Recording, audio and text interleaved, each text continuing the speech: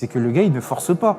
C'est-à-dire que hier, contre Valladolid, je ne suis pas sur un joueur qui force son talent. C'est un joueur qui est facile, qui, comme on l'avait dit lors de l'Euro, il attend que le ballon vienne à lui, et ensuite il va faire la décision. Et là, il est sur des standards qui sont très élevés. Non, sincèrement, évidemment qu'il a 17 ans.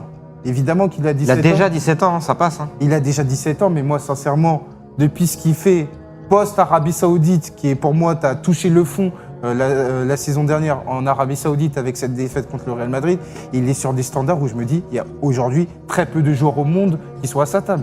Ouais. Sur l'année 2024. Et j'insiste là-dessus parce que quand on parle de Lamine Yamal, il y a énormément de photos.